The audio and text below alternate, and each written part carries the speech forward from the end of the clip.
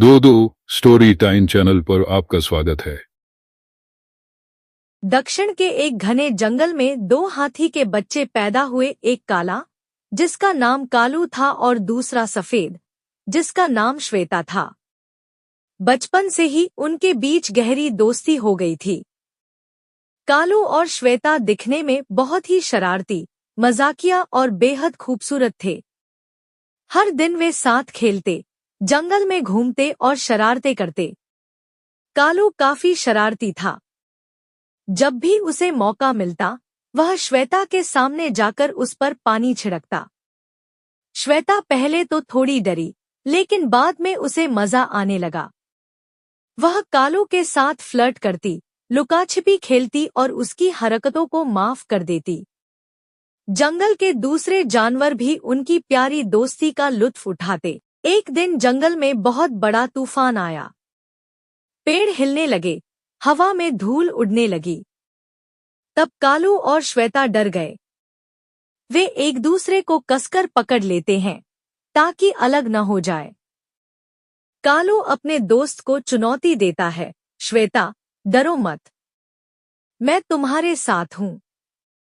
श्वेता ने अपनी छोटी सूंड से कालू को थपथपाया और कहा, मैं जानती हूं कि तुम मेरे साथ हो। जब तूफान थम जाता है तो वे नदी पर जाते हैं, जहां पानी बहुत बढ़ गया है।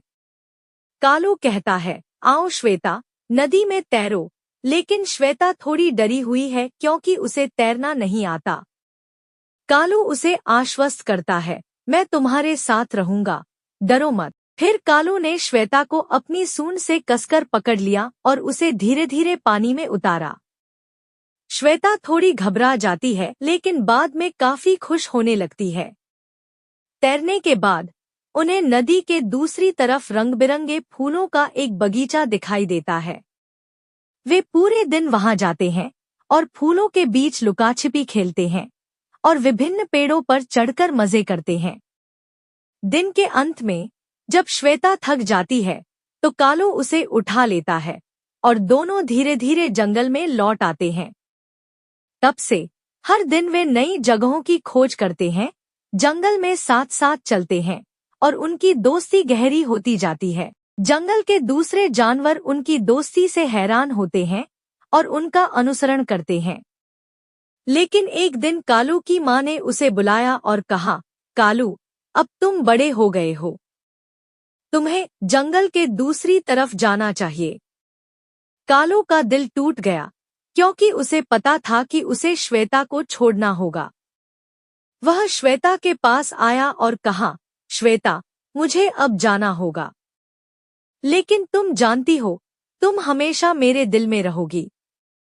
श्वेता की आंखें नम हो गईं, लेकिन वह जानती थी कि कालू को जाना होगा। उसने कालू को गले लगाया और कहा, तुम मेरे पहले दोस्त हो, मैं तुम्हें कभी नहीं भूलूंगा। विदा के समय कालू अपनी सूंड से श्वेता की सूंड पर एक कोमल निशान छोड़ता है। उनकी दोस्ती हमेशा बनी रहे।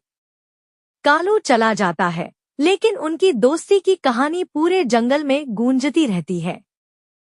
चैनल को सब्सक्राइब करें, लाइक करें, कमेंट करें, शेयर करें। इससे भी अच्छा वीडियो मिलेगा।